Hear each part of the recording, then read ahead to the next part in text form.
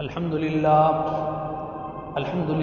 رب العالمين والصلاة والسلام على سيد الأنبياء والمرسلين وآله وصحبه وأزواجه ومن تبعهم بإحسان إلى يوم الدين أما بعد فأعوذ بالله من الشيطان الرجيم بسم الله الرحمن الرحيم اقرأ باسم ربك الذي خلق الإنسان من علق اقرأ وربك الأكرم وقال النبي صلى الله عليه وسلم خيركم من تعلم القرآن وعلمه أو كما قال عليه الصلاة والسلام اللهم صل وسلم وبارك على سيدنا محمد وعلى آل سيدنا محمد وبارك وسلم لا حول ولا قوة إلا بالله لا حول ولا قوة إلا بالله لا حول ولا قوة إلا بالله.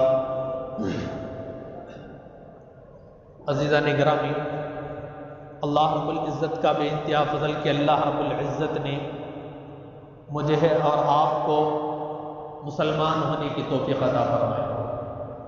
دین اسلام اللہ رب العزت کی جتنی نعمتیں ہیں ان نعمتوں میں سب سے بہتر اور سب سے افضل اور سب سے اعلیٰ اگر کوئی نعمت ہے تو وہ اسلام کی نعمت ہے. اور اللہ رب العزت دنیا کے اندر جتنی اور انسان ہیں ان تمام انسان کو اللہ رب العزت نے اسلام کی فطرت پر پیدا کیا. لیکن حدیث میں چونکہ آتا ہے حضور اکرم صلی اللہ علیہ وسلم نے بتایا کہ اگر بچہ کسی مسلمان کے گھر میں پیدا ہو تو وہ مسلمان ہوتا ہے، اگر کفار کے گھر میں پیدا ہو تو کافر ہو کر پرورش پاتا ہے. لیکن دنیا میں آنے والا ہر بچہ کل مولود یولد علی فطرت الاسلام، دنیا میں آنے والا ہر بچے کو اللہ رب العزت اسلام کی فطرت پر پیدا فرماتے ہیں. یہ ہمارے لیے بڑی سعادت ہے کہ اللہ رب العزت نے ہمیں مسلمان بنا کر پیدا کیا اور ساتھ ہی ساتھ مسلمان کے گھر میں پیدا کیا. اور اللہ رب العزت نے ہماری زندگی گزارنے کے لیے دنیا کے اندر جتنی چیزیں تھیں ان تمام چیزوں کو ہمارے لیے مہیا کیا. خاص کر انسان کو زندگی گزارنے کے لیے علم کی ضرورت ہوتی ہے. اب علم کی دو قسمیں ہیں، ایک علم ہے آخرت کا اور ایک علم ہے دین کا. ایک علم ہے دین کا اور ایک علم ہے آخرت کا. دین کا علم بھی ضروری ہے اور آخرت کا علم بھی ضروری ہے. دین کا علم تو انسان کو ہر لمحے کے لیے ضروری ہے. چاہے انسان اپنے ماں باپ کے ساتھ بات کرنا ہو تو اس کا طریقہ کیا ہے، اگر کوئی باپ ہے بچوں کے ساتھ بات کرنا چاہتا ہے اس کا طریقہ کیا ہے، یا رہن سہن کا مسئلہ ہو، انسان کو من المہد الی اللحد گہوارے سے لے کر اس کے قبر میں جانے تک کے ہر مسئلہ اللہ رب العزت نے دین کے اندر رکھا ہوا ہے. ہر مسئلے کا اللہ رب العزت نے حل رکھا ہوا ہے. تمام مسائل کو اللہ رب العزت نے قرآن کریم کے اندر اتارا ہے. بس ضرورت ہے تو اس بات کی ہے کہ انسان صحیح علم کو سیکھے اور اس علم کے مطابق عمل کرنے کا آدمی عادی بن جائے. جب آدمی کسی طریقے پر عمل کرنے والا بنتا ہے، صحیح ڈھنگ کو معلوم کر کر اس کے مطابق چلنے کا ارادہ کرتا ہے تو اللہ رب العزت آدمی کو بات سمجھاتے ہیں. دنیا کے اندر آدمی ہے، کئی سارے آدمی ہیں، ہر آدمی کا مشغلہ ایک نہیں ہے، ہر آدمی کئی کاموں کو کرنے والا ہے، ہر آدمی ایک علیحدہ فیلڈ میں کام کرنے والا ہوتا ہے. تو جو آدمی جس فیلڈ میں کام کرتا ہے تو اس فیلڈ سے متعلق ساری باتوں کو اللہ رب العزت اس کے دماغ پر کھولتے چلے جاتے ہیں کہ کون سا کام کس انداز سے کیا جانا چاہیے. اللہ رب العزت انسان پر ہر بات کو اس وقت کھولتا ہے جب آدمی اس کام کے اندر داخل ہو جاتا ہے. تو آئیے اسی طریقے سے دنیا کے اندر رہتے ہوئے آدمی دنیا کو اپنی آخرت کے مطابق اگر سنوارنا چاہتا ہے تو کس انداز سے سنوارے، کون سا کام کیسے کرے، تو اس کے لیے اللہ رب العزت نے حضور کا طریقہ دیا اور حضور کے طریقے کے ذریعے سے بتایا کہ کیسے آدمی دین کے علم کو حاصل کر کر زندگی کو بسر کر سکتا ہے. ہر طریقہ اللہ رب العزت نے قرآن و حدیث کے اندر بتایا ہوا ہے. ضرورت ہے تو اس بات کی ہے کہ ہم اس علم کو حاصل کریں، اس علم کو طلب کریں، کیونکہ انسان جب بالغ ہو جاتا ہے تو بالغ ہونے والا ہر آدمی کے لیے اللہ رب العزت کی جانب سے کئی احکامات لاگو ہوتے ہیں. آدمی ادھر بالغ ہوتا ہے، نماز اس کے اوپر فرض ہو جاتی ہے. آدمی ادھر بالغ ہوتا ہے، رمضان کا مہینہ آتا ہے تو اس کے اوپر اللہ رب العزت کی جانب سے روزے فرض ہو جاتے ہیں. اگر مال ہے اس کا زکوٰۃ فرض ہو جاتا ہے. تو آدمی کی ایک حد ہوتی ہے، جیسے ہی اس حد کو آدمی پا لیتا ہے تو اس آدمی کے اوپر کچھ ذمہ داریاں اللہ رب العزت کی جانب سے آتی ہیں. تو آئین اسی طریقے سے ہر آدمی کے اوپر اللہ رب العزت نے علم کو سیکھنے کے لیے ضروری قرار دیا ہے. علم کا سیکھنا اللہ رب العزت کے جانب سے، حضور اکرم صلی اللہ علیہ وسلم نے ایک حدیث میں ارشاد فرمایا، طلب العلم فریضۃ علی کل مسلم. ہر مسلمان کے اوپر اللہ رب العزت نے علم کو سیکھنے کو فرض کر دیا. علم کا سیکھنے کو اللہ رب العزت نے ہر مسلمان پر فرض کر دیا ہے. تو انسان کے مسلمان کے لیے ضروری ہے کہ وہ علم کو سیکھے. دین کا علم کیا چیز ہے اس کو سیکھنے کی ضرورت ہے. دین کے علم کو سیکھنے کی ضرورت ہے کہ کون سا کام کس انداز سے کرنا چاہیے. نماز کا مسئلہ انسان کے اوپر بالغ ہوتے ہی فرض ہو جاتا ہے. تو فرض ہونے کے بعد انسان کو سیکھنے کی ضرورت ہے کہ کس عمل کو کس انداز سے کیا جانا چاہیے. قیام کے لیے آدمی کھڑا ہوا ہے تو قیام کا عمل کس انداز سے ہو. اگر آدمی قیام کے بعد ہاتھ اٹھا کر تکبیر باندھنا چاہتا ہے تو تکبیر باندھتے ہوئے ہاتھ ہمارے کس رخ میں ہو، کون سا انداز ہو. آدمی یہ سمجھتا ہے کہ نماز کے لیے جب ہم کھڑے ہوئے ہیں تو ہمارا سامنے کا جو رخ ہے، ہمارا چہرہ ہے، ہمارا سینہ ہے، بس یہ قبلے کی جانب ہو. پھر ہاتھ چاہے آسمان کی طرف اٹھ جائے، آدمی کو اس کی فکر نہیں ہوتی. جبکہ ہاتھوں کا بھی قبلہ رخ ہونا ضروری ہے. ہاتھ کو سیدھے قبلے کی طرف کرنا ضروری ہے. اس کا علم ہے، اس کو بھی سیکھنے کی ضرورت ہے. اگر آدمی رکوع کے اندر جا رہا ہے تو رکوع میں جانے کے بعد رکوع کا انداز کیا ہو، کس انداز سے ہو. انسان کا سر کا پچھلا حصہ اور اس کی کمر کا حصہ دونوں کے دونوں برابر ہو. ہمارے اکابرین اور ہمارے اساتذہ ہمیں جب نماز کی مشق کراتے ہیں تو اس کا انداز یہ ہوتا ہے کہ ایک لکڑی اور ایک گلاس پانی لے لیا جاتا ہے. آدمی کو رکوع کی حالت میں کھڑا کر ایک بچے کو کھڑایا جاتا ہے، اس کے پیٹھ پر لکڑی رکھ کر اس لکڑی کے اوپر ایک گلاس پانی رکھ دیا جاتا ہے.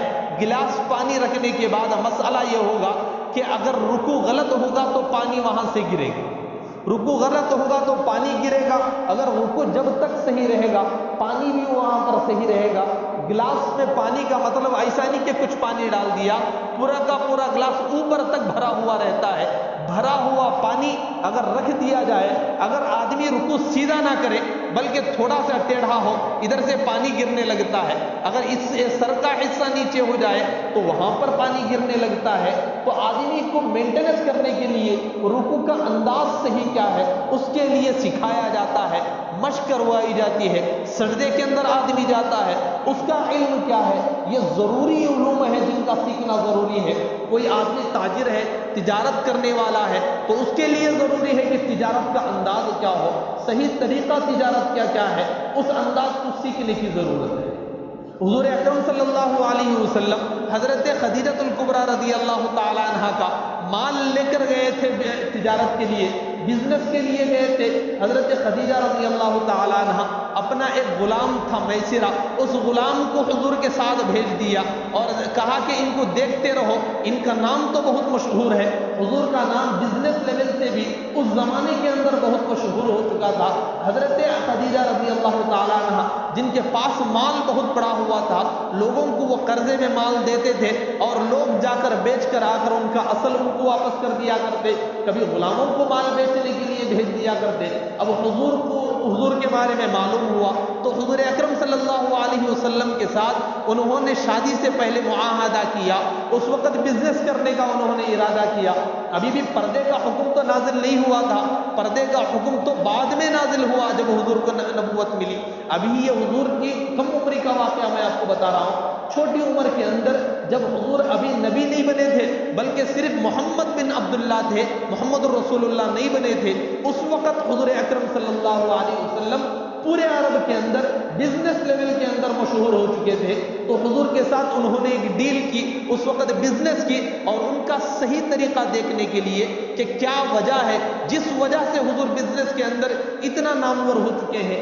میسرہ اپنے غلام کو بھیجا اور اس کو کہہ کر بھیجا کہ ان کی عادتوں کے اوپر تو اپنا نظر رکھنا کہ یہ کیا کام کرتے ہیں، کیا انداز ہے جس کی وجہ سے ان کی شہرت ہے۔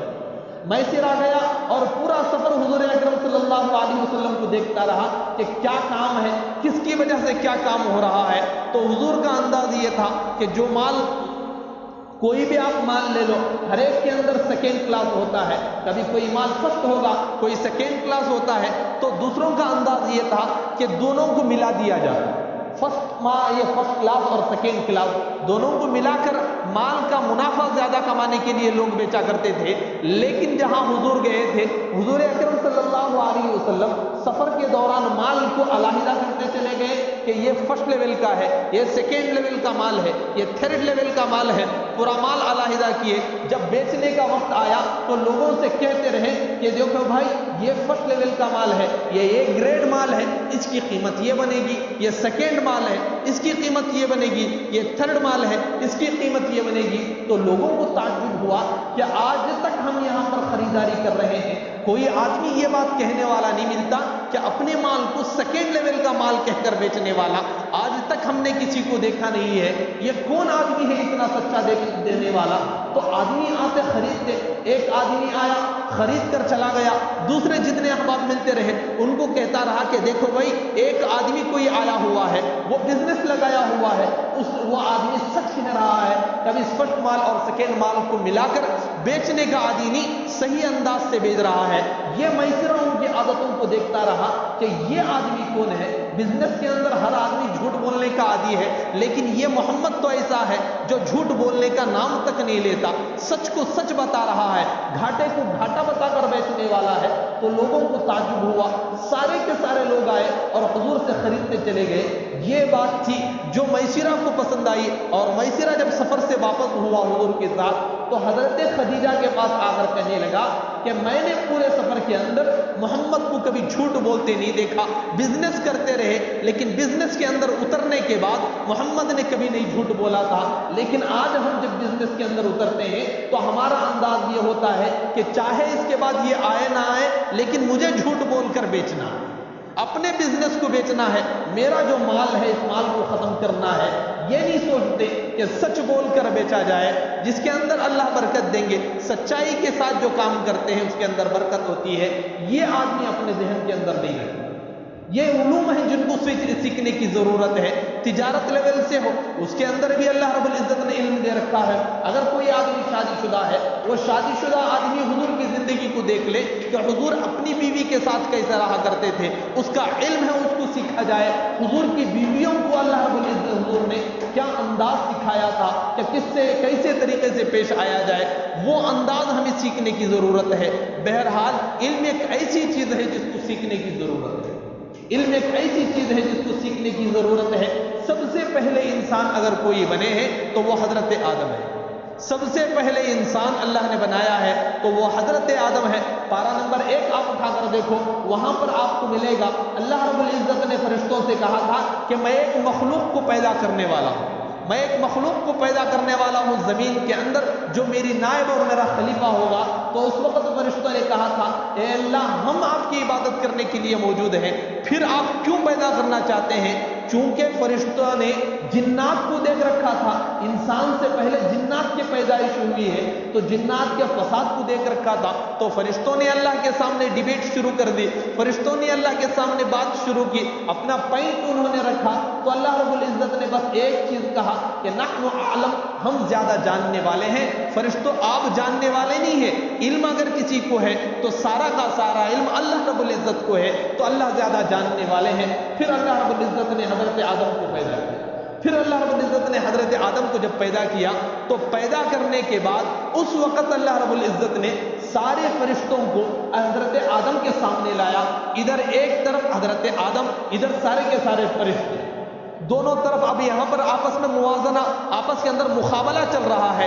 ایک طرف اللہ رب العزت نے صرف حضرت آدم کو رکھا اور دوسری طرف سارے کے سارے فرشتوں کو رکھا، اور ان دونوں کے اندر کمپٹیشن شروع کر دیا، اور اللہ رب العزت نے حضرت آدم کو ایک علم عطا کیا جس کا تذکرہ اللہ رب العزت نے پہلے پارے میں کیا، وَعَلَّمَ آدَمَ الْأَسْمَاءَ كُلَّهَا، اللہ رب العزت نے سارے چیزوں کا جتنا علم ہوتا ہے، کون سی چیز ہے اس کا کیا نام بنتا ہے، یہ علم اللہ رب العزت نے حضرت آدم کو دیا۔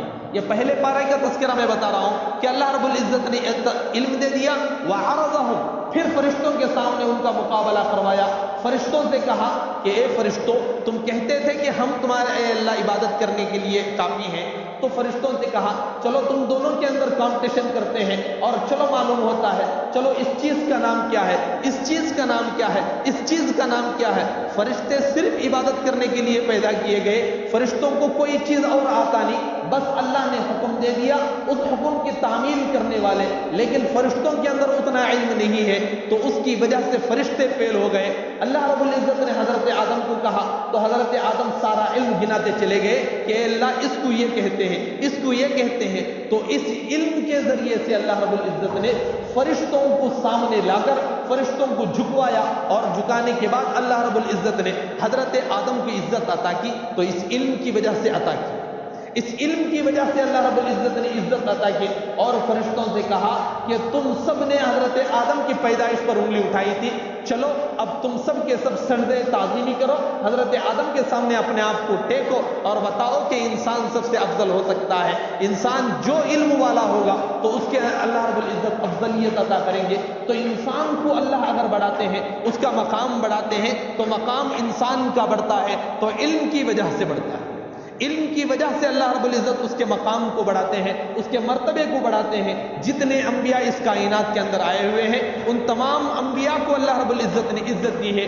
ان تمام انبیاء کو اللہ رب العزت نے نبوت عطا کی ہے، تو اس نبوت کے ساتھ اللہ رب العزت نے ان کو علم بھی عطا کیا ہے، اس نبوت کے ساتھ اللہ رب العزت نے علم بھی عطا کیا ہوا ہے۔ تو علم ایک ایسی چیز ہے جس سے آدمی کا مقام اللہ بڑھاتے ہیں، جس سے اس کا مرتبہ بڑھاتے ہیں۔ ہر چیز کے لیے بس ایک چیز ہوتی ہے، علم ہونا ضروری ہوتا ہے، چاہے دین کا علم ہو اللہ مقام عطا کرتے ہیں، چاہے دنیا کا علم ہو اللہ مقام عطا کرتے ہیں۔ یہاں پر بیٹھے ہوئے لوگ سوچ رہے ہوں گے کہ مولانا تو صرف دین کے علم کی بات بول رہے ہیں، دنیاوی علم کا تذکرہ کہاں ملتا ہے؟ میرے بھائی، دنیاوی علم کو حاصل کرنے کے لیے بھی ترغیب قرآن کے اندر موجود ہے۔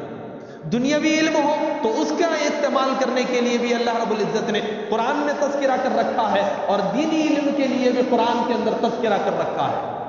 ہر چیز کا اللہ رب العزت نے قرآن کے اندر بتایا ہوا ہے۔ کائنات کے اندر کوئی چیز ایسی نہیں ہے جس کا تذکرہ قرآن و حدیث میں نہ ہو، کائنات کے اندر کوئی چیز ایسی نہیں ہے جس کا تذکرہ قرآن کے اندر نہ ہو۔ میں آپ کو دین کے دنیاوی علم کے متعلق ایک حدیث آپ کے سامنے پیش کروں۔ ایک صحابی ہیں حضرت عبداللہ ابن مسعود رضی اللہ تعالیٰ، آپ نے نام تو سنا ہوگا، حضرت عبداللہ ابن مسعود رضی اللہ تعالیٰ عنہ، ان کو حضور اکرم صلی اللہ علیہ وسلم نے حکم دیا تھا کہ یہودیوں کی زبان سیکھو، یہودیوں کی زبان سیکھو، ان کی لینگویج سیکھو، لکھنا پڑھنا ان کی زبان کا سیکھو۔ تو حضرت عبداللہ ابن مسعود رضی اللہ تعالیٰ عنہ، حدیث کے اندر آتا ہے کہ صرف 15 دن کے اندر علم سیکھا تھا، صرف 15 دن کے اندر حضرت عبداللہ ابن مسعود رضی اللہ تعالیٰ عنہ نے یہود کی زبان کو سیکھ لیا تھا۔ تو یہاں سے معلوم ہوتا ہے کہ چاہے دنیا کی ہی کوئی علم نہ ہو تو اس علم کو سیکھنے کا حکم ہے، لیکن سیکھنے کے بعد دین کے راستے سے ہٹ جانا، یہاں پر آدمی برائی کے اندر آتا ہے۔ دین کو سیکھنے کے بعد دین پر آدمی رہے گا، لیکن دنیا کو سیکھنے کے بعد آدمی دین سے نکل جاتا ہے، کیونکہ مشرق کا ہو کر چلا جاتا ہے، مغرب کے اندر آدمی دھستا ہوا چلا جاتا ہے، وہاں کے طرز کو اپنے اندر لاتا ہوا چلا جاتا ہے۔ تو اس چیز سے منع کیا جاتا ہے۔ دنیا کے علم کو سیکھنے سے آج تک کسی نے منع نہیں کیا، دنیا کے علم کو سیکھنے سے آج تک کسی نے منع نہیں کیا۔ آپ ڈپلوما پڑھو، انجینئرنگ پڑھو، ڈاکٹر پڑھو، کچھ بھی پڑھو، آپ کو اجازت ہے، لیکن پڑھنے کے باوجود آپ دین کے راستے پر اگر قائم رہ گئے، حضور کے طریقے پر اگر قائم رہے، تو سب سے بہترین آدمی وہی کہلائے گا، سب سے بہترین آدمی ہوتا ہے۔ تو چاہے آدمی جو بھی تعلیم حاصل کرے، لیکن اپنے طرز پر باقی رہے، اپنی حالت پر آدمی اگر باقی رہے، تو اس آدمی کے لیے خیر ہوتا ہے۔ جو آدمی دنیاوی علم پڑھ کر اگر راستے سے ہٹ جائے، تو اس ہٹنے کی وجہ سے اس دنیاوی تعلیم کا دھبا اس کے لیے خراب ہوتا ہے۔ ہوتا کیا ہے عام طور پر ہوتا یہ ہے کہ لوگ دنیاوی تعلیم کے اندر جیسے ہی جاتے ہیں تو حضور کی بعض جو سنتیں ہیں ان سنتوں کو اپنے آپ سے نکال کر پھینکنے والے بن جاتے ہیں، اپنے آپ سے نکال کر پھینکتے ہیں۔ مغرب کی طریقوں کو، مغرب کی آسائشوں کو اور وہاں کے طرز کو آدمی اپنے گھروں کے اندر داخل کرتا ہے اور حضور کے طرز کو نکال کر پھینک دیتا ہے۔ اس وقت اسکولوں کا بھی داخلے کا وقت ہے اور اسی طریقے سے مدارس کا بھی داخلے کا وقت ہے، لیکن آدمی 50,000 بن کر ایک اسکول کے اندر بچے کو لیے پڑھانے کے لیے تیار ہوتا ہے، لیکن 1,000 روپے بن کر مدرسے کے اندر داخل کرانے کے لیے تیار نہیں ہوتا، مدارس کی تعلیم دلوانے کے لیے آدمی تیار نہیں ہوتا۔ بس آدمی سوچتا ہے کہ اگر میرا بچہ اسکول چلا جائے گا تو ماہانہ پڑھنے کے بعد 25 سے 30,000 کما سکتا ہے، 1,00,000 کما سکتا ہے، لیکن اگر مولوی بن گیا تو ملا ہونے کے بعد 10,000 کے روم پر وہ زندگی گزار سکتا ہے۔ میں آپ کو ایک بات بتاؤں کہ کوئی آدمی مہینے کے اندر 1,00,000 کمانے والا بھی ہو سکتا ہے، لیکن ایک مولوی اور ایک حافظ 10,000 بھی اگر ماہانہ کما رہا ہے، میں ایک شرط آپ کو دے سکتا ہوں کہ اس 10,000 کمانے والے حافظ کی جس طریقے سے کپڑے کی استری مینٹین ہو سکتی ہے، 1,00,000 روپے والا اس طریقے کی استری تک مینٹین نہیں کر سکتا۔ یہ 10,000 کے اندر اللہ رب العزت نے برکت رکھی ہوئی ہے، یہ طریقہ اللہ رب العزت رکھا ہوا ہے۔ دنیا کے اندر اگر کوئی حافظ جاتا ہے تو لوگ اس سے قدر سے سلام کرتے ہیں، قدردانی کے ساتھ اس آدمی کو سلام کرتے ہیں، دنیا کے اندر اس کو عزت ملتی ہے، آخرت کے اندر چلا جائے تو اور اس کی عزت ملتی ہے۔ ایک اگر کوئی آدمی اپنے بچے کو حافظ بنا دے، ایک آدمی اپنے بچے کو اگر حافظ بنا دیتا ہے تو قیامت کے اندر جب کوئی آدمی کسی کی کام نہیں آ سکتا۔ اس سے پہلے بھی میں نے یہ بات آپ کو بتایا رکھا ہے، پارہ نمبر 30 کا میں نے حوالہ دے کر یہی بات جو میں نے اس سے پہلے مرتبہ آیا ہوا تھا تو اس وقت پیش کیا تھا، وہی باتیں میں آپ کو دوبارہ بتاتا ہوں۔ پارہ نمبر 30 کا جو تیسرا سورہ ہے سورہ عبس، اس سورے کی جو آخری آیتیں ہیں ان آیتوں کو آپ پڑھ کر دیکھیں۔ آپ کو اگر اردو آتی ہے تو اردو ترجمہ قرآن اٹھائیں، کنڑا آتا ہے تو کنڑا ترجمہ قرآن اٹھائیں، انگلش آتا ہے تو انگلش کے اندر بھی کنڑا ترجمہ قرآن ہے، آپ اٹھا کر دیکھیں۔ آخر کی جو آیتیں ہیں، آیت ہے یوم یفر المرء من اخی و امہ و ابی و صاحبتہ و بنی لکل امرئ منہم یومئذ شأن یغنی، ان آیتوں کے اندر اللہ رب العزت نے حشر کا میدان کا واقعہ اللہ رب العزت نے بتایا کہ حشر کے میدان کے اندر کوئی آدمی کسی کے کام نہیں آئے گا، باپ کام نہیں آئے گا، ماں کام نہیں آئے گی، بیوی بچے کام نہیں آئیں گے، بھائی بہن کام نہیں آئیں گے، کوئی کسی کا کام نہیں آئے گا۔ اگر کام آ سکتا ہے تو محمد رسول اللہ کام آئیں گے۔ پھر اس کے بعد اگر کوئی آدمی اپنے گھرانے کا، اپنے خاندان کا کام آ سکتا ہے تو وہ ایک حافظ اور ایک عالم کام آئے گا۔ آپ احادیث کو اٹھا کر پڑھو، ایک حافظ اور ایک عالم ہی اپنے ماں باپ کو جہنم سے بچا سکتا ہے، ایک حافظ اور عالم ہی بچا سکتا ہے، اس کے علاوہ کوئی نہیں بچا سکتا۔ آج جس حافظ اور عالم کو اس کے تنخواہ کم ہونے کی وجہ سے نسبتوں سے ریجیکٹ کیا جاتا ہے، جس حافظ اور عالم کو اس کی تنخواہ کم ہونے اور اس کے ایجوکیشن کم ہونے کی وجہ سے امامتوں سے نکال دیا جاتا ہے، اس کو بزنسوں کے اندر شامل نہیں کیا جاتا، ایسے حافظ اور عالم کا مقام تو چھوڑو، اس کے ماں باپ کے لیے جو مقام ہے، آپ حدیثیں اٹھا کر پڑھو، آپ انٹرنیٹ سرچ کرنے کے عادی ہو، گوگل کو دیکھنے والے ہو تو وہاں پر بھی اٹھا کر پڑھو، الحمدللہ وہاں پر بھی حدیثیں موجود ہیں۔ یہ ایک حدیث وہاں پر بھی آتی ہے کہ جب کوئی آدمی حافظ ہوتا ہے تو حافظ کے ماں باپ کو اللہ رب العزت جہنم کے حالت سے نکال کر اللہ رب العزت اس ماں باپ کو سونے کے تاج، کیا اس سے بہترین ہیروں سے زیادہ قیمتی تاج پہناتا ہے۔ ایسی حالت کے اندر، جس حالت کے اندر حشر کے میدان کے متعلق ایک حدیث آتی ہے، جس حدیث میں حضور نے فرمایا کہ حشر کا میدان اتنا سخت میدان ہوگا کہ کوئی آدمی کسی کے لیے کام نہیں آئے گا۔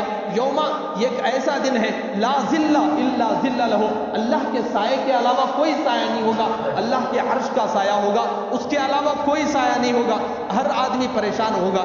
ایسی حالت کے اندر ایک آدمی کو اللہ رب العزت اٹھائیں گے، ایک حافظ کے ماں باپ کو، ایک عالم کے ماں باپ کو اٹھا کر اس کے سروں پر تاج رکھا جائے گا، انہیں عزت سے نوازا جائے گا۔ تو ایسی حالت میں اس ماں باپ کا کیا حالت ہوگا، کس خوشی کے ساتھ ہمارے جھومتے رہیں گے۔ لیکن اس خوشی کو پانے کے لیے آج دنیا کے اندر ہمارے افراد تیار نہیں، اپنے بچوں کو مدرسہ ڈالنے کے لیے تیار نہیں۔ ہم اگر مدرسہ ڈالنا چاہتے ہو تو بس دیکھیں گے کہ میرا بچہ اسکول پڑھنے کے لائق ہے یا نہیں ہے، اگر اسکول پڑھنے کے لائق نہیں تو اس بچے کو اٹھا کر مدرسہ ڈال دیا جاتا ہے۔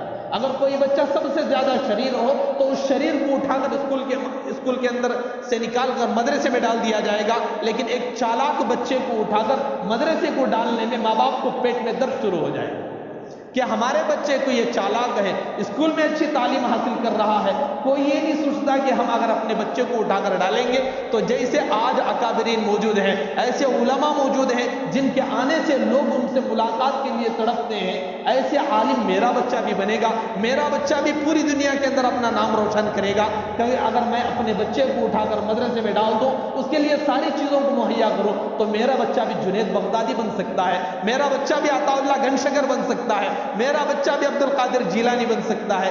لوگ یہ نہیں سوچتے، بس سوچتے ہیں کہ میرا بچہ کوئی سائنسدان بن جائے، دنیا کے اندر رہنے والا بن جائے۔ جس بچے کے لیے ماں باپ کچھ کام کرتے ہیں یقیناً ہمدردی میں کرتے ہیں، یقیناً ہمدردی میں کرتے ہیں۔ دین کی تعلیم آپ دلواؤ، منع نہیں ہے، لیکن دنیاوی تعلیم کے ساتھ دین کی تعلیم ضروری ہے۔ صرف دنیا کی تعلیم دینا، صرف ایجوکیشنز کے اندر آپ پھنسا کر رکھ دیتے ہو، لیکن اس بچے کو پتہ نہیں ہوتا کہ مجھے کیا کام کرنا ہے، کس وقت میں کیا میرا عمل ہے، یہ آدمی کو پتہ نہیں۔ یہ بہت ہی نہایت تکلیف کی بات ہے۔ ایک واقعہ مجھے یاد آ رہا ہے، آپ کو سناتا چلو، چھوٹا سا واقعہ ہے۔ ایک ماں باپ ایک مولوی صاحب کے پاس آئے، دو ماں باپ مولوی صاحب کے پاس آئے، اس حالت میں کہ دونوں کے سروں سے خون نکل رہا تھا۔ مولوی صاحب کے پاس آئے اور آ کر کہنے لگے کہ ہمارے بچے نے ہم دونوں کو مار دیا۔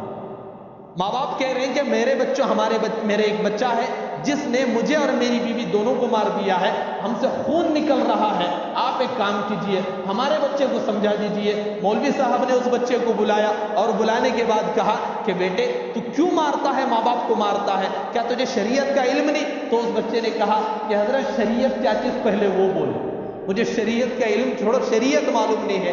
پھر مولوی صاحب نے کہا کہ ماں باپ کو نہیں مارا جاتا، ماں باپ کو مارنا منع ہے، ماں باپ کو مار تو چھوڑو، ان کے اوپر اف کہنا بھی منع ہے۔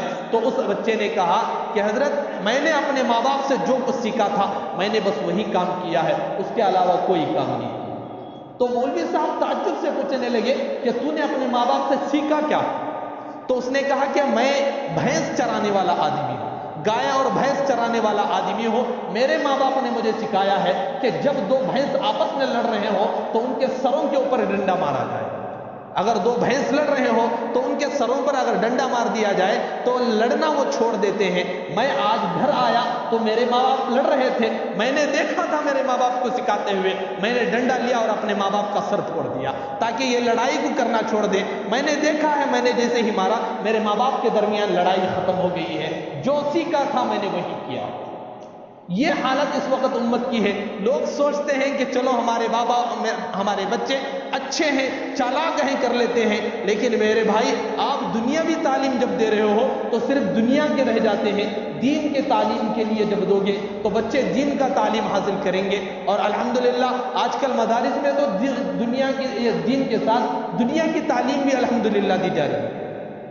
دونوں تعلیم سے بچوں کو آراستہ کیا جا رہا ہے، اچھے سے اچھا بنایا جا رہا ہے۔ ایک صرف حافظ بن کر نہیں نکلتا، میں آپ کو بتاؤں اگر کوئی عالم بن کر نکلتا ہے، اب 2-3 مقامات پر ایسے مدرسے کھلے ہوئے ہیں جہاں پر کوئی عالم بن کر نکلے، پھر عالم بننے کے بعد اگر وہ انگریزی کورس کرنا چاہتا ہے تو اس کے لیے انگریزی کورس کرنے کے لیے مقامات موجود ہیں، میسور میں ہے، بنگلور میں ہے، ممبئی میں ہے، بہت ساری جگہوں پر ہے جہاں پر اس کے لیے سینٹر کھلے ہوئے ہیں۔ حافظوں اور عالموں کو سکھانے کے لیے انگریزی کیسے سکھائی جائے، کمپیوٹر سکھانے کے لیے، سائنس کا علم سکھانے کے لیے، اس کے لیے مستقل مدرسے کھلے ہوئے ہیں۔ ایک بچہ صرف وہاں سے نہیں، دین اور دنیا دونوں سے فارغ ہو سکتا ہے، دونوں کو اپنے اندر لا سکتا ہے۔ اور ماں باپ کے لیے سب سے بہتر کام اگر ہوتا ہے تو بچوں کو صحیح تربیت دینا، صحیح علم دینا ہوتا ہے۔ جو ماں باپ اپنے بچوں کو صحیح علم نہیں دے پاتے تو ان سے آپ پوچھ کر دیکھو، 1-2 چائے پلانا اور ماں باپ کو پکڑ کر پوچھنا کہ تمہارا بچے کے ساتھ تمہارا کیا رویہ ہے۔ ایک بوڑھے آدمی کی داڑھی پر آپ ہاتھ پھیر دو، پھر اس کے ساتھ پوچھ کر دیکھو کہ تمہارے بچے نے تمہیں کتنی مرتبہ جواب دے رکھا ہے، تو ایک بوڑھا آدمی اپنی درد کو اٹھا کر سنا سکتا ہے کہ میرے بچے نے کیا میرے ساتھ معاملہ کیا ہے، جس بچے کے لیے میں نے اپنے پیٹ کو مارا ہوا تھا اور وہی میرا بچہ آج میرے ساتھ کیا رویہ کرتا ہے۔ ہر باپ کا یہ دکڑا ہے، ہر ایک سنانے کے لیے تیار ہو سکتا ہے۔ اس لیے اپنا مستقبل بناؤ، اپنا فیوچر بنانے کے لیے ہر آدمی سوچتا ہے۔ اگر فیوچر بنانا ہے تو بچے کو اپنے برابر رکھنا چاہتے ہو تو اپنے بچے کو حافظ عالم بناؤ، اپنے بچے کو حافظ عالم بناؤ۔ الحمدللہ آج تک کسی عالم نے اپنے باپ کو گھر سے باہر نہیں نکالا، کسی حافظ عالم نے اپنے ماں باپ کو جواب دے کر ان کے اوپر مارنے کے لیے تیار نہیں ہوتا۔ لیکن آپ عام طور پر دیکھو، اگر کوئی آدمی بڑا ہو جاتا ہے تو ماں باپ کی خدمت کرنے سے قاصر ہو جاتا ہے، ماں باپ کی خدمت نہیں کر سکتا، ان کی دیکھ بھال ہی نہیں کر سکتا، اس لیے کہ ماں باپ کی جو قدردانی ہے اس بچے کو معلوم ہی نہیں۔ اصل بات یہ ہے کہ اس بچے کو معلوم نہیں ہے کہ ماں باپ کی قدر کیا ہے۔ اللہ رب العزت نے قرآن کریم کے اندر کئی مقامات پر اللہ رب العزت نے تعلیم دی ہے کہ اللہ رب العزت نے اپنے نام کے ساتھ والدین کے نام کو جوڑا، اپنے نام کے ساتھ والدین کے نام کو اللہ رب العزت نے جوڑ رکھا ہے۔ اس کا پتہ لوگوں کو معلوم نہیں ہے۔ قرآن والدین سے متعلق کیا کہتا ہے لوگوں کو اس سے متعلق معلوم نہیں ہے، تو اس لیے جب بچہ بڑا ہوتا ہے تو وہ کام کرتا ہے جس کا اسے پتہ ہو۔ جب پتہ ہی نہ ہو کہ والدین کا اللہ نے کیا مقام رکھا ہوا ہے تو اس کی وجہ سے وہ بچہ کام نہیں کرتا۔ اللہ نے والدین کا کیا مقام رکھا ہوا ہے؟ اللہ نے جنت بنائی ہے، جب آدمی نیک اعمال کرتا ہے تو نیک اعمال کے بدلے اللہ اس آدمی کو جنت میں بھیج دیتے ہیں، لیکن اس جنت کو کہاں رکھا ہوا ہے؟ تو اس کے لیے ایک حدیث میں حضور نے فرمایا الجنت تحت اقدام الامہات، جس ماں کو بڑھاپے کی وجہ سے اس کی دوائیوں کا انتظام نہیں کیا جاتا، اگر ماں بڑھاپے کی حالت کے اندر ایک چیز کو بار بار پوچھے تو جس ماں کو جھڑکا دیا جاتا ہے، جس ماں کو ذلیل کیا جاتا ہے، بیوی کو پسند کر کر بیوی کو ترجیح دے کر جس ماں کو گرایا جاتا ہے، اسی ماں کے قدموں کے نیچے اللہ نے جنت کو رکھی، اسی ماں کے قدموں کے نیچے اللہ نے جنت کو رکھی ہے۔ اور ایک حدیث کے نام میں بتاؤں، حدیث کے اندر حضور نے فرمایا الوالد اوسط ابواب الجنہ، ایک جنت ہے تو جنت کے کئی دروازے ہیں، ان میں ایک جو مین گیٹ ہے، وہ مین گیٹ اللہ نے اگر کسی کو بنایا ہے تو والد کو بنایا ہے، ایک باپ کو اللہ رب العزت نے بنایا ہے۔ لوگوں کو اس کا پتہ نہیں ہوتا ماں باپ کے ساتھ کس انداز سے رہا جائے، بس لوگ یہ کرتے ہیں ہمیں معلوم نہیں ہے، ہمارے ماں باپ نے جو سکھایا تھا ہم کر لیے۔ ماں باپ اگر دین کا علم نہیں دیتے، صرف دنیاوی علم دیتے ہیں تو بچہ صرف دنیا کا رہ جاتا ہے، دین کا نہیں بن پاتا۔ دین سے اس وقت جتنی دوری ہو رہی ہے، وجہ یہ ہے کہ ہم دین کو چھوڑ چکے ہیں، دین کو اپنے گھروں کے اندر سے نکال چکے ہیں۔ جو دین حضور اکرم صلی اللہ علیہ وسلم دے کر گئے، وہ دین آج ہمارے گھروں سے نکل رہا ہے، آج ہمارے گھروں سے نکل رہا ہے۔ قرآن کریم کے اندر ایک آیت ہے، اس آیت میں اللہ رب العزت فرماتے ہیں وَقَرْنَ فِي بُيُوتِكُنَّ وَلَا تَبَرَّجْنَ تَبَرُّجَ الْجَاهِلِيَّةِ الْأُولَىٰ۔ یہ عورتوں سے متعلق میں آپ کو بتا رہا ہوں، عورتوں کے بارے میں اللہ رب العزت نے بتایا کہ عورت کے لیے سب سے بہترین جگہ کون سی ہے، عورت کے لیے سب سے بہترین جگہ کون سی ہے؟ تو اللہ قرآن میں فرماتے ہیں وَقَرْنَ فِي بُيُوتِكُنَّ، عورتوں کے لیے سب سے بیسٹ پلیس، سب سے بہترین اگر کوئی جگہ ہے تو وہ ان کے گھر ہے، سب سے بہترین ان کے لیے گھر ہے۔ لیکن آج کے ماحول کو اگر دیکھا جائے تو کیا حالت ہو رہی ہے؟ آج کا ماحول تو یہ ہے کہ قیامت کی نشانیوں کو بتاتے ہوئے حضور اکرم صلی اللہ علیہ وسلم نے ایک نشانی بتائی، قیامت کی نشانیوں میں ایک نشانی حضور اکرم صلی اللہ علیہ وسلم نے یہ بتائی کہ قیامت کے قریب عورتیں تجارت کے اندر، بزنس کے اندر مردوں کی پارٹنر بنیں گی۔ یہ ایک حدیث ہے باقاعدہ مشکات شریف کے اندر اور ترمذی شریف کے اندر، حضرت ابو سعید خدری رضی اللہ تعالیٰ عنہ اس حدیث کو نقل کرنے والے حضور سے ہیں۔ تو اس حدیث کے اندر ہے کہ تعین المرأۃ، ایک عورت مددگار بن جائے گی زوجہا، اپنے شوہر کا، علی تجارت کے اندر، بزنس کے اندر۔ اور آج دیکھ لیا جائے بڑے سے بڑے ریسٹورینٹ کے اندر آپ چلے جائیں، کسی ہوٹل کے اندر چلے جائیں، کسی کمپنی کے اندر چلی جائیں، وہاں کا جو مینجمنٹ سنبھالنے والی ہے، وہاں کی جو سی او ہے یا ذمہ دار ہے، وہ عورت بنی رہتی ہے۔ جس عورت کے لیے سب سے بیسٹ پلیس حضور نے بتایا، اللہ نے بتایا کہ گھروں کے اندر ہو، تو اس عورت کو گھروں سے باہر نکال دیا جا رہا ہے، یہ دین کا علم نہ ہونے کی وجہ سے۔ یہ دین کا علم نہ ہونے کی وجہ سے ہے. لوگ سوچتے ہیں کہ یہ تو 2019 ہے, آپ تو بہت پیچھے پڑے ہوئے ہیں, یہ ایجوکیشن کا دور ہے, یہ جنرل دور ہے, اس دور کے اندر لوگ ترقی کرتے ہیں. ترقی کے زمانے کے اندر پیچھے کے زمانے کی کوئی باتیں نہیں چلتی. لوگ سوچتے ہیں, میں آپ کو بتاؤں کہ جب عورتیں اپنے گھروں کو چھوڑا ہے تو اس وقت کے بعد سے جتنے حادثات ہیں آپ اٹھا کر دیکھو. بچی اگر گھر چھوڑی ہے, اگر کوئی بالغ بچی گھر چھوڑتی ہے تو اس کے ساتھ کوئی حادثہ ہوتا ہے, اگر کوئی ذمہ دار ہے اس کے ساتھ حادثہ ہوتا ہے. حادثات بڑھتے بڑھتے بچیوں تک آ گیا. 2 مہینے کی بچی, 8 مہینے کی بچی کے ساتھ یہ حادثہ ہو رہا ہے, اور عورتیں اپنی بیچ بنا کر بیٹھے ہوئے ہیں. مرد جب فریڈم کے نام پر عورتوں کو گھروں سے باہر نکالتے ہیں, یہ سوچتے ہیں کہ میں اپنی بیوی کو گھروں کے اندر رکھ کر ٹائٹ نہیں کرنا چاہتا, اپنی بیوی کو میں فریڈم دیتا ہوں. یہ زمانہ ہے, اس زمانے کے اعتبار سے میری بیوی کو بازار جانے کی اجازت دیتا ہوں. گھروں کو سجانے کے لیے نہیں بلکہ بازار کو سجانے کے لیے اپنی بیوی کو رکھتا ہے, اپنی بہن کو گھر کے اندر نہیں سنبھالتا. ایک آدمی 100 روپے کا اگر نوٹ جیب میں رکھتا ہے تو دیکھ کر اس کو رکھتا ہے کہ کہیں گر نہ جائے. ایک 100 روپے کی نوٹ کے لیے جیب کے اندر حفاظت سے رکھتا ہے. وہی آج کے دور کے اندر ایک نیا نام لے کر, فیشن کا نام لے کر آدمی اپنی عورتوں کو گھروں سے باہر نکلنے کی اجازت دیتا ہے. اس کی وجہ سے حادثہ کیا ہوتا ہے؟ ایک عورت کے اندر, میں آپ کے سامنے آج کھل کر کہہ رہا ہوں, ایک عورت کے اندر اللہ رب العزت نے کشش رکھی ہوئی ہے. ہر عورت کے اندر اللہ رب العزت نے کشش رکھی ہوئی ہے. ایک عورت اگر بن سور کر جاتی ہے تو ہزاروں مردوں کی نگاہیں اس کی طرف لالچ سے پڑتی ہے.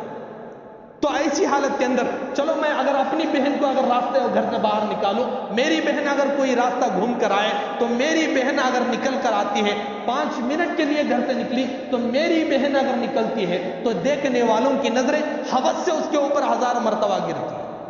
اگر میں آپ کی مثال دوں تو آپ کو تکلیف ہوگی. میں اپنی بہن کی مثال دے کر آپ کو بتا رہا ہوں, اگر میری بیوی گھر سے نکلی اور نکلنے کے بعد اگر بن سور کر نکلتی ہے, نکل کر اگر ایک چکر لگا کر آتی ہے تو چکر وہ اپنے مقصد کے لیے جا رہی ہے, لیکن جاتے ہوئے ہزاروں مردوں کے ہوس کی نگاہیں اس عورت کے اوپر پڑتی. لیکن لوگوں کا اس کے اوپر سوچ نہیں ہوتا. اپنی بیوی کس طریقے سے لوگوں کی ہوس کا شکار بن رہی ہے اس کا پتہ نہیں ہوتا. اس کے لیے فریڈم کے نام پر چھوڑ دیا جاتا ہے.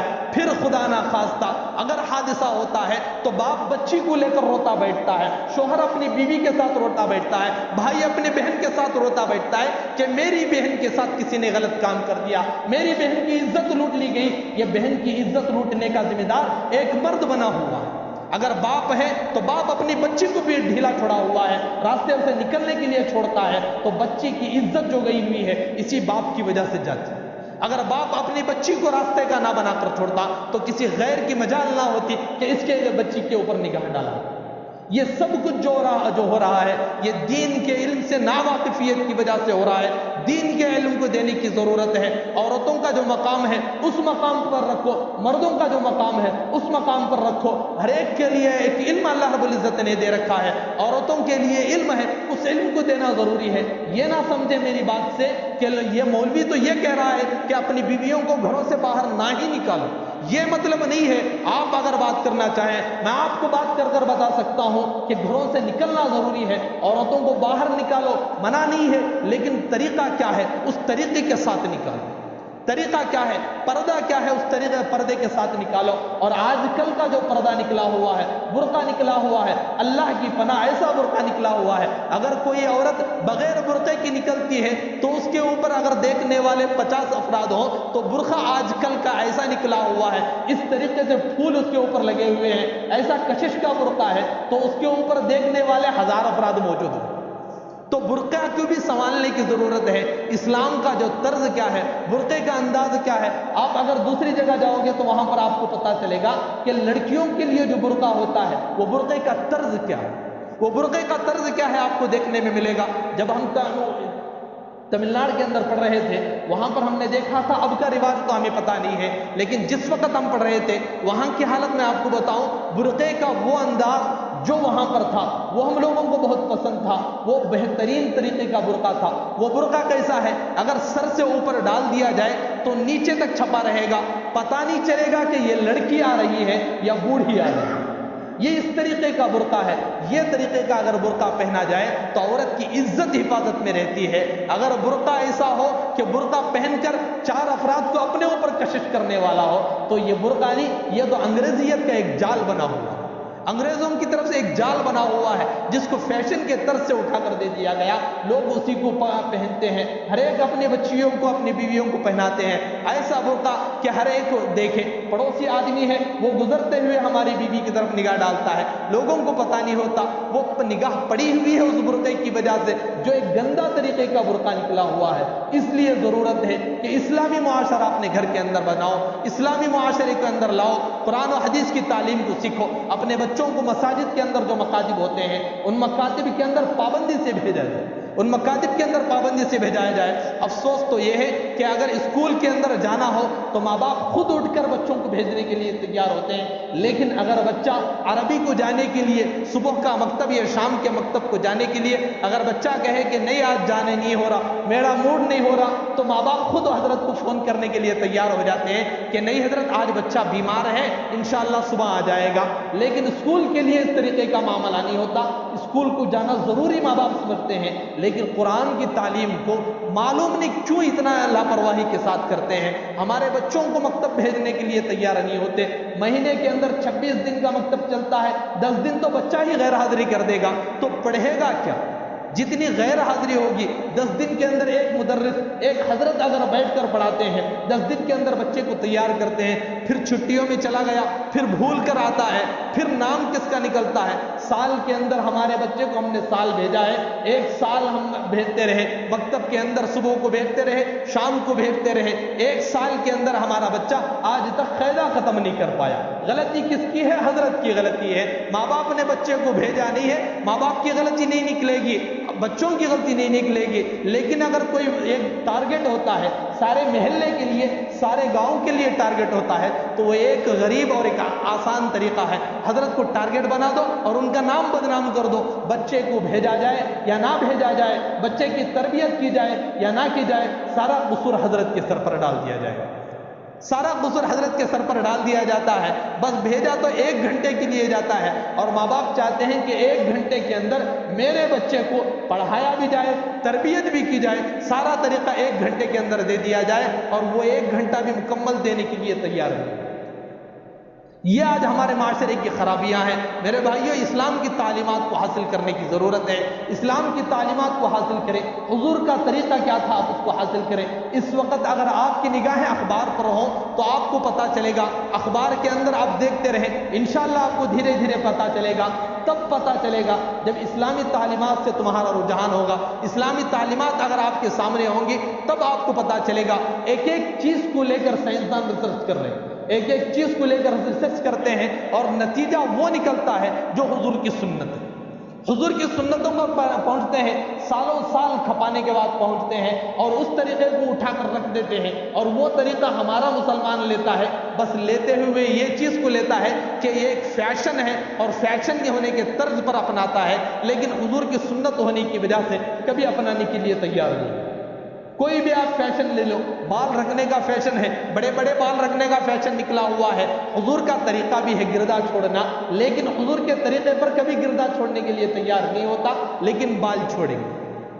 اور جب بال سفید ہو جائیں یا کبھی آدمی خضاب لگانا چاہے، حضور کا طریقہ بھی ہے بالوں کو خضاب لگانے کا، لیکن ہمارے نوجوان کے اندر ایک طریقہ شروع ہوا ہے، خضاب لگانے کا مسئلہ شروع ہوا ہے. اگر کوئی نوجوان ہے تو اپنے آپ کو بوڑھا بنانے میں لگا ہوا، اپنے آپ کو بوڑھا بنانے کے اندر لگا ہوا ہے اور پتہ نہیں کیوں ایسے کام کر رہے ہیں. آف مینٹل جس کو کہا جاتا ہے وہ طریقہ ہمارے لوگ شروع کر چکے ہیں.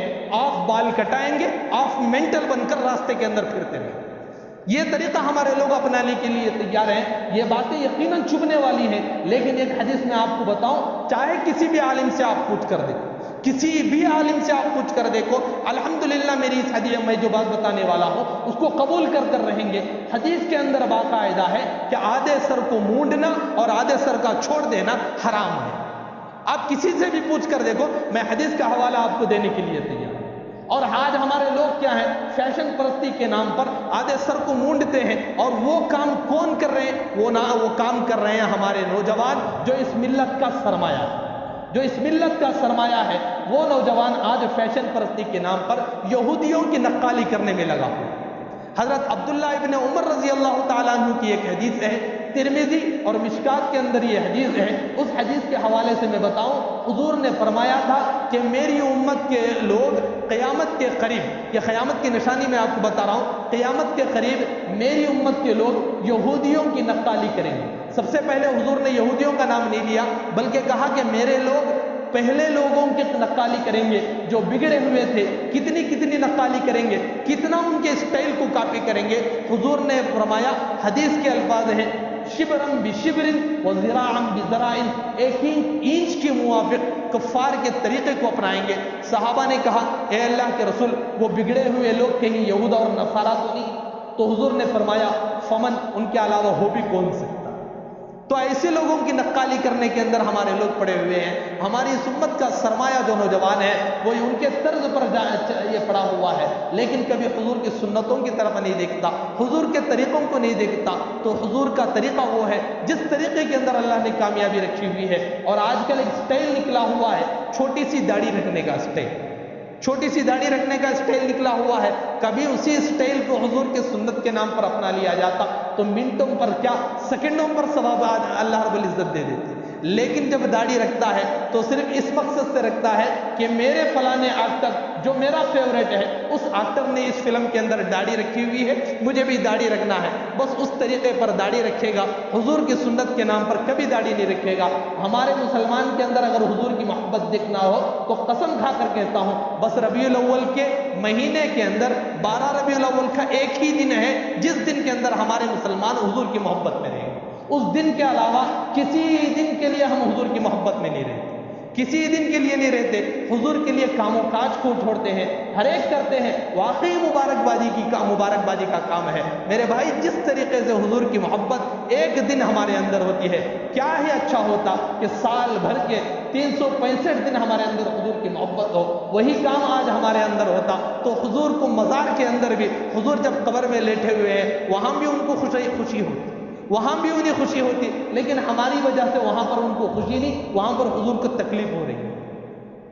جو حدیث میں آپ کو بتا رہا ہوں، وہی حدیث میں آپ کو بتا کر اپنی بات کو ختم کرو۔ ایک حدیث میں آتا ہے، حضور نے فرمایا کہ ہر ہفتہ امت کے اعمال، امت کے لوگوں کے ہر ہفتہ اعمال حضور کے سامنے پیش ہوتے ہیں کہ آپ کا امتی جو فلاں ہے، فلاں کا بیٹا ہے، وہ یہ گناہ کر رہا ہے اور یہ اعمال کر رہا ہے۔ تو یہ اعمال حضور کے سامنے پیش ہوتے ہیں، پھر اس کے بعد دوسرے نبی کے سامنے پیش ہوتے ہیں، پھر اس کے بعد اور نبی کے سامنے پیش ہوتے ہیں، یہاں تک کہ حدیث میں ہے کہ ہمارے خاندان کے جو افراد انتقال کر چکے ہیں ان کے سامنے بھی اعمال پیش ہوتے ہیں۔ یہ مشکات شریف کی روایت آپ کو بتا رہا ہوں۔ مشکات شریف ایک کتاب ہے، اس کے اندر یہ روایت لکھی ہوئی ہے کہ ہر ایک کے سامنے اعمال گزرتے ہیں، ہمارے جو اپنے ہیں ان کے سامنے بھی گزرتے ہیں، حضور کے سامنے بھی گزرتے ہیں۔ اس لیے ضرورت ہے کہ اپنی آخرت کو بنانے کی ضرورت ہے، علم حاصل کریں، دنیا کا بھی حاصل کریں، دین کا بھی حاصل کریں۔ دین کے علم کے اندر اپنے آپ کو مضبوط بنانے کی ضرورت ہے، اپنے آپ کو قوی بنانے کی ضرورت ہے، نمازوں کو پابندی کرنے کی ضرورت ہے۔ ایک حدیث لاسٹ میں آ رہی ہے، بس حدیث کے ترجمہ کر آپ کے سامنے ختم کرو۔ حدیث میں آتا ہے، ان من اشراط الساعۃ، قیامت کی نشانیوں میں سے یہ ہے کہ ان یمر الرجل فی المسجد، آدمی مسجد سے گزرے گا، حتیٰ یہاں تک کہ وہ آدمی 2 رکعت بھی نہیں پڑھے گا، لم یصلی رکعتین، 2 رکعت بھی پڑھے بغیر آدمی مسجد سے گزر جائے گا۔ آج وہی حالت ہے، لوگ مسجد کو اگر آتے ہیں تو نمازوں کے اندر آتے ہیں تو نماز پڑھنے کے لیے، اس کے علاوہ کوئی آدمی آتا ہے، کوئی اور نماز کا وقت ہوتا ہے، لیکن آدمی آتا ہے تو مسجد کو صرف بیت الخلا کرنے کے لیے آتا ہے، کبھی نماز پڑھنے کے لیے نہیں آتا۔ آپ اندازہ کر دیکھیں میری بات کو، اگر کسی آدمی کو ضرورت پیش آ گئی پیشاب کی یا بیت الخلا کی، تو مسجد اس کو سوچتی ہے، اپنا گھر بھی نہیں سوچتا۔ وہی کہیں آدمی اگر سوچ لیتا کہ مجھے نماز کا وقت ہو چکا ہے، نماز کو جانا ہے، یہ سوچ کر اگر آدمی آ جائے تو نمازی جو جمعہ کے اندر یہاں پر نظر آ رہے ہیں، الحمدللہ ہر وقت یہ مسجد ایسی ہی بھرے رہ سکتی ہے، ہر وقت یہ مسجد ایسی ہی بھری رہ سکتی ہے۔ تو اس مسجد کو بھرنے کی ضرورت ہے، مسجد کو آباد کرنے کی ضرورت ہے۔ اللہ رب العزت سے دعا کریں کہ اللہ رب العزت مجھے اور آپ کو دین پر قائم رہنے کی توفیق عطا فرمائے، دین کا علم حاصل کرنے کی توفیق عطا فرمائے۔ وآخر دعوانا ان الحمدللہ رب العالمین۔